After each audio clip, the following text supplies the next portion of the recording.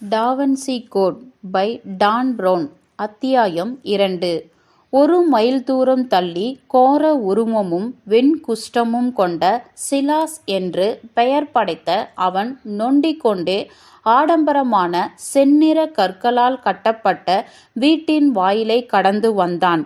அந்த வீடு ரூலா ப்ரூயரி என்ற இடத்தில் இருந்தது.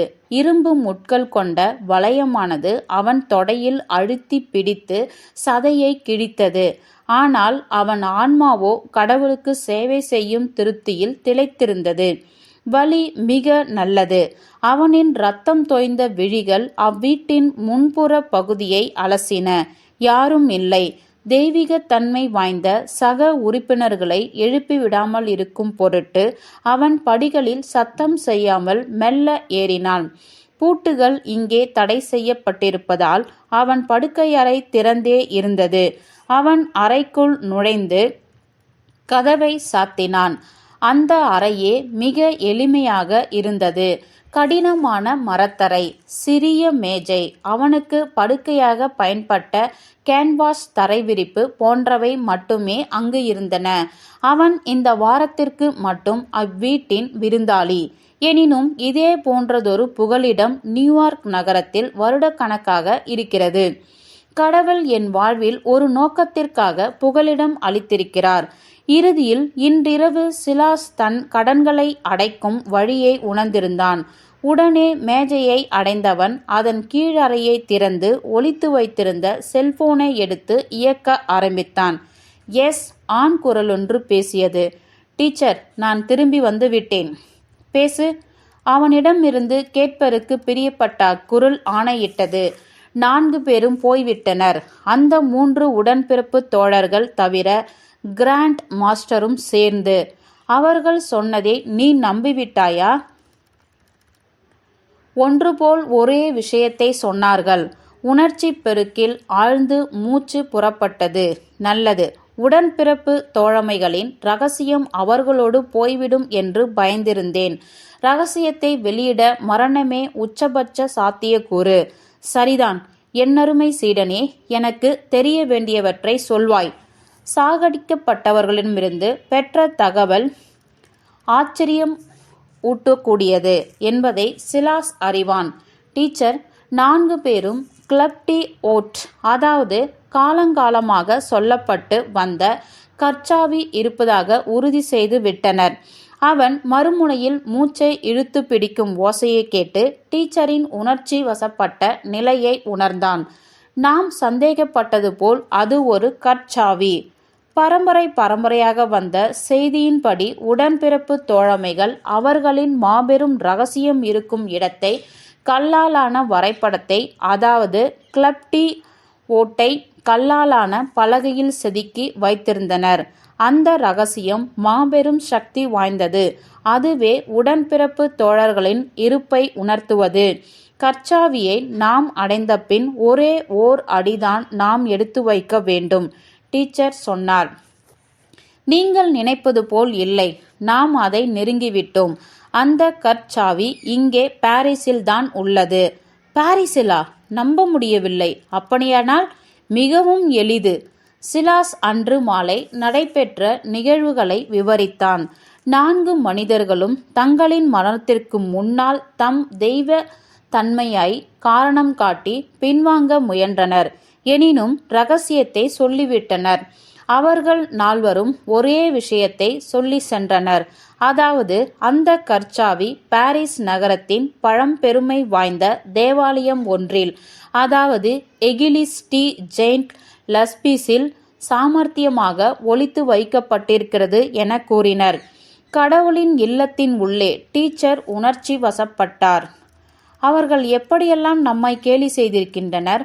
பல நூற்றாண்டுகளாக நம்மை கேலி செய்தது போல். டீச்சர் சற்று நேரம் அந்த வெற்றி அலை அடங்கும் வரை அமைதி காத்தார். இறுதியில் அவர் திரும்பவும் பேசினார். நீ கடவுளுக்கு மாபெரும் சேவை செய்துள்ளாய். பல நூற்றாண்டுகளாக இதற்கு நாம் காத்து கொண்டிருக்கிறோம். நீ அந்த சாவியை எனக்காக மீட்க வேண்டும். உடனே இன்று இரவு அதிலுள்ள ஆபத்துக்களை நீ அறிவாய். சிலாஸ் அதிலுள்ள ஆபத்துக்களை நன்றாகவே அறிவான். எனினும் டீச்சர் இப்போது சொல்லும் காரியம் செய்ய முடியாதது போல் தோன்றியது. ஆனால் அந்த தேவாலயம் ஒரு கோட்டை. குறிப்பாக இரவில். அப்பொழுது எப்படி நான் உள்ளே நுழைவது? நம்ப முடியாத செல்வாக்கும் நம்பிக்கையும் கொண்ட அவர் என்ன செய்வதென்று விவரித்தார். சிலாஸ் போனை வைத்த பிறகு அவனுடைய உடல் எதிர்பார்ப்பில் புல்லரித்தது. 1 மணி நேரம் அவன் தனக்குத்தானே சொல்லிக் கொண்டான். கடவுளின் இல்லத்திற்குள் நுழையும் முன் செய்த பாவத்திற்கு தண்டனை பெறும் நிகழ்வுக்கு டீச்சர் அனுமதி வழங்கியிருக்கிறார். இன்று செய்த பாவங்களுக்கு என் ஆத்மாவை நான் சுத்தம் செய்ய வேண்டும். இன்று செய்த பாவங்களுக்கு தெய்வீக நோக்கம் உண்டு. நூற்றாண்டுகளாக கடவுளுக்கு எதிரானவர்களை ஒழிக்க போர்கள் நடந்தன. அவைகளுக்கு மன்னிப்பு நிச்சயம் உண்டு. இருப்பினும் தியாகமே தண்டனையிலிருந்து விடுதலை என்பதை சிலாஸ் அறிவான். தன் உடையை அவிழ்த்துவிட்டு அறையின் நட்ட நடுவில் மண்டியிட்டு அமர்ந்தான். தன் தொடையில் மாட்டியிருந்த இரும்பு கம்பி வளையத்தை சோதித்து பார்த்தான். வழி அது உண்மையில் பின்பற்றுபவர்கள் எல்லாம் இதுபோன்ற சாதனத்தை பயன்படுத்துவார்கள்.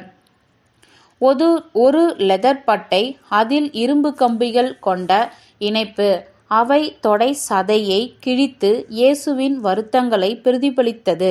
அச்சாதனத்தால் உண்டாகும் வலி உட்சதையின் இதர பசிகளை நீக்கும் வல்லமை கொண்டது. தினந்தோறும் 2 மணி நேரம் இச்சாதனத்தை அணிய வேண்டும். அதை முன்னமே சிலாஸ் செய்துவிட்டான் என்றாலும் இந்த நாள் மற்ற நாட்களைப் போல் கிடையாது என்பதை அறிவான். அவன் லெதர் பட்டையை வலித்து ஒரு முடிச்சை இறுக்கமாக்கி அதன் கம்பிகளை தசையின் இன்னும் ஆழ புதைத்தான். மெதுவாக மூச்சை விட்டபடி வலியால் உண்டான சடங்கை செய்ய ஆரம்பித்தான்.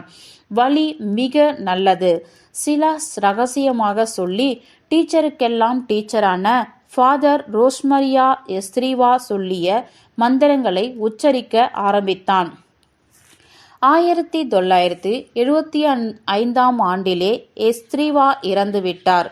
எனினும் அவர் ஆன்மா உயிர் வாழ்கிறது. உலகம் முழுக்க எண்ணற்ற சேவர்களால் தரையில் மண்டியிட்ட அமர்ந்தவாறு அவர் வார்த்தைகளை உச்சரிக்கப்படுகின்றன. அப்பொழுது அவர்கள் உடலை அவமானப்படுத்துதல் என்ற சடங்கை செய்வார்கள். இப்போது சிலாஸ் தரையில் கிடந்த பலமான முடிச்சுகள் இட்ட கயிற்றின் மேல் கவனத்தை திருப்பினான்.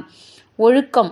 அதிலிருந்து முடிச்சுகள் எல்லாம் உறைந்து போன இரத்தம் கட்டியாக கிடந்தது. சுய வலியை தூண்டிக்கொள்ளும் ஆர்வம் மேலோங்க சிலாஸ் பிரார்த்தனையை சட்டென முடித்தான். பிறகு கயிற்றின் ஒரு முனையை பற்றி கொண்டு முதுகின் மேல் பளீரென்று அறைந்து கொண்டான். அவன் திரும்ப திரும்ப இதை செய்ய கயிற்றின் முடிச்சுகள் மெல்ல மெல்ல பதிய ஆரம்பித்தன. இறுதியில் முதுகில் இருந்து இரத்தம் வழிய உணர்ந்தான். Da Vinci Code by Dan Brown. அத்தியாயம்